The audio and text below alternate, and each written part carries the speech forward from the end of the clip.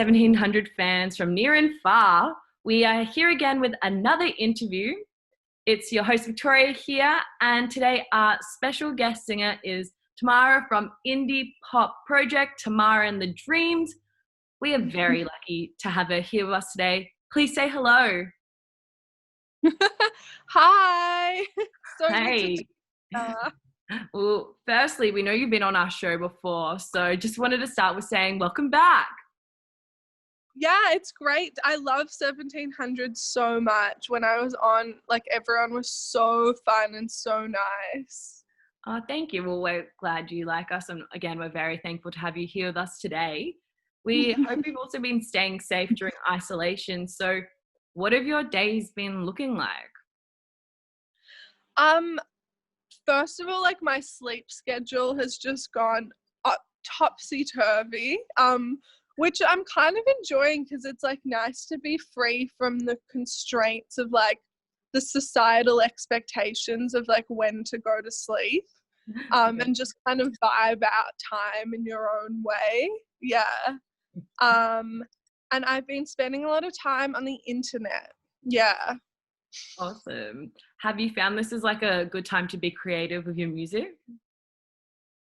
Definitely. I've definitely been playing a lot of covers and making a lot of little silly videos of myself singing into my front camera. As you know, as most musicians love to do. But yeah, I guess I always wanted to be that girl on Instagram who posts videos of her singing, and I've kind of done that during ISO. Yeah, that's awesome. And I read that you recorded your debut single in a bedroom. Were you able to get this same setup for music you're trying to work with now? Yeah, so when we recorded lo-fi in a tiny, tiny bedroom, and I think, but yeah, it was with Callum, who's a professional sound engineer. So I definitely haven't been up to anything as professional as that. But I have been writing a lot of songs and singing into my garage band and stuff like that. Yeah. Awesome. Anything we can look forward to listening to soon? Yeah, I've done a few COVID collabs with some people over the internet, them sending me tracks and then me writing songs over the beat. So yeah, maybe that will happen soon. Oh, that's awesome. And since you perform with the group, have you been able to perform over Zoom like we're talking now, or doing anything like that? Or is it just mainly yourself? Definitely a highlight of my time was playing for Isolate Festival. I don't know if you've been into that, but Yeah. yeah, I got to play the first Isolate Festival, and it was really fun. I sat in this paddock near where my dad lives and played for 200 people on Instagram, and it was so sick. Oh, that's awesome. And do you find this new way of performing, I guess, over Instagram, doing all these live streams and everything like that, do you think it's changed the way that artists connect with their fans? Um, Definitely, and I feel super lucky in a way because I've always been really comfortable online and making space and making communities on social media. So I think um everyone has a different relationship with using the internet as an artist, and as a as someone who's part of a creative community, and how they connect is also different. But I definitely find connecting over the internet really easy, so that's been really good for me. Awesome. And yeah, do you find you have a fan base just purely on what you do on the internet? Yeah, definitely. Yeah, I've been doing stuff online for so long, and I used to have this meme account, and I used to just post memes all day, and I guess now promoting my music on the internet has been a really fun challenge. And especially promoting a new single purely online with no gigs to back it up or anything, and really limited media, that's been really fun as well. Yeah. Yeah, I'm gonna say as well, I was checking out your Insta page and I really like the vibe and the aesthetic of it. It's like very visually appealing. And is that something you like take in consideration when you're doing posts, or is it just like you being creative and posting what you want?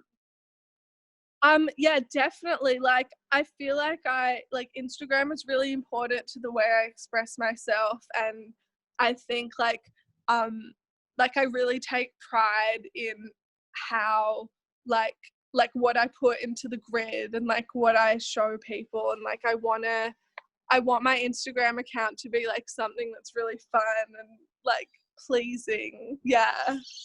Yeah, I need to take some notes from you because yours definitely looks very good. And you were saying you're releasing a single without having gigs to back it up. How are you finding like not being able to perform live as someone who lives in Melbourne is usually able to have access to the amazing live scene we've got here? Yeah, I've missed everyone a lot, and I've missed like going to gigs heaps of times a week, and um going north side all the time. But I think in a way it's also been like a really cool break from like all the FOMO and anxiety you get from like constantly being on the grind of like going out and drinking and socializing, and like I think it's been kind of good actually. It's been a time to like reconnect and like, yeah, be a bit calmer. Yeah, like kind of reset a bit. And then once this all passes, you'll probably be performing your new single, right? Yeah, definitely, can't wait. And speaking about your new single, Funny, can you tell us a bit about it? Like how it came to be, what inspired it? We want to know about it. Um, yeah, so pretty much like I'm definitely a really sarcastic person. Um, and I often experience the situations where people are like, I can't tell if you're joking. Like I really can't tell if you're being sarcastic or not. Um, and yeah, and then I had this friend who was also in the same position but kind of a more extreme version of me, and like we were struggling with our friendship because it was just this constant like really bitter cynicism and irony happening all the time. And one time I was like, why do you always have to be funny? And then I was like, oh, like that sounds like a chorus of a song that I'm about to write. And then I wrote the song. That's so good. I feel like I suffer with that too. So it's so relatable. Yeah. Yeah, that's so good. So is there like a specific message? Because you're saying how people can be so sarcastic and then always resorting to humor and everything. Is there a specific message you'd want people to take away from that song? I reckon like being funny is really important, and it spices up life a lot. But there's a lot of times that, yeah, people just use being funny to hide what they truly mean and they truly feel. And I think there's so much like there's so much magic in just like being honest. Yeah. Yeah, that's amazing. And do you find that people respond really well to honesty in your songs? Yeah, definitely. I feel like if my songs weren't honest, like they would be meaningless. Like I think what I'm saying in in all the art I produce, like in all my creative outputs, like the most important thing is to be honest and like express express things that resonate with people, and like um express the sort of vulnerability that a lot of people are afraid to express. Yeah. Yeah, amazing. And like you said, you're honest in pretty much all your songs. How would you say Funny is different to your other music you've released? I think it's definitely a step up from the other songs. Like it's the other songs are really DIY, and Funny was still very DIY, but um like definitely stepped up in terms of the effort that we all put into it, like promoting it and like recording it, and like um yeah, getting it like properly mixed by like, like my friend Callum has recorded all our songs, and then I got yeah, like I got it mixed by someone else, and like it's been really like it's felt really good to like really work hard at it. Yeah. So when you're saying like a DIY to more of a like effort kind of track, like what is really the DIY that you started with that you mentioned? I guess I didn't want to go too hard too fast with the releases. Like I guess because I never really was releasing music before. I wanted my first few releases to be kind of low effort and to be really um like I wanted them to feel empowering, like I was doing everything myself and that I had control over the whole process and like I like creatively did every part of it, like in terms of the single artwork and like the promotion and like everything like that. And I think I'm really excited to um kind of still keep to that vibe, but um like involve other people more, yeah, in the process. Yeah, so did you find it really important to kind of set a standard of what you want to make but by yourself and then kind of let people in on your vision? Yeah, that definitely, that's exactly right. Yeah. That's so good. And you said you helped like design the cover art yourself. Did you get like a bit hands-on in that one, or how did you get involved?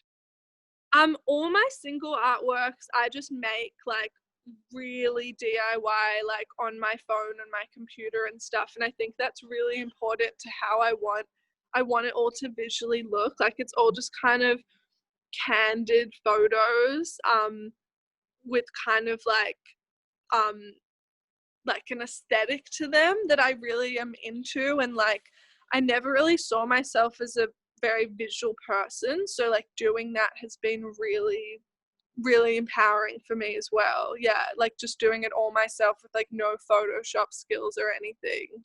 Yeah, that's awesome. And my next question relating to your music is, can we expect some more from you anytime soon? Definitely, yes. So many songs all the time. But yeah, there'll definitely be songs in the future. Any like details you can give us, or is it still in the making? Still in the making. I Yeah. like that though. I'm ready. I'm ready whenever you're ready. So I'll be following you. And also, just speaking of your new music, is it something different to what we've heard before? Or is it more on the vibe of like funny? I guess every song is really similar and also really different to every other song I make. Yeah. Yeah, nice. Yeah, that's good though. Good. Some little similarities, some differences. And as an artist, this is like, it might sound a bit cliche, but like, where do you see yourself in like the next 5 or so years? What do you want to be doing? I really just want to make some sort of impact or like be be kind of an artist that expresses things that people find important. Like if 100 people listen to my song and like it makes them feel really understood and really connected. Sorry, someone's just turned on a car.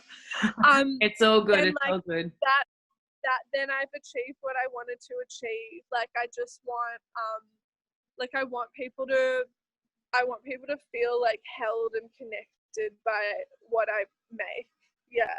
Yeah, that's so good. And I think like honesty in music's always the best way to connect with an audience, especially like you said, singing about things that people relate to. It's just definitely for a lot of people, it's even like healing or just good vibes. And my final question for you is, what is the first thing you want to do music wise once isolation is over and we're back to normal? I want to play at a huge in a packed tiny venue. Yes, I love that. Any what like favorites you have in Melbourne or any of Oh, Australia? that be the Grace Darling. Yeah, the Grace Darling band room. You can't go past it. Well, that's so good. And hopefully we'll get to see you there soon. But quickly, can you please let everyone watching know where they can find more of your amazing music and, of course, your new single, Funny? Um, yeah, Funny is out now on all platforms. I personally love Spotify, but whatever floats your boat. Amazing, amazing. Well, thank you so much for joining me today and chatting about your new single, about your music, everything like that. And I am very excited to see whatever else you release, because if it's anything like you released already, it's going to be amazing. And all the best to you. Thank you. This is really nice.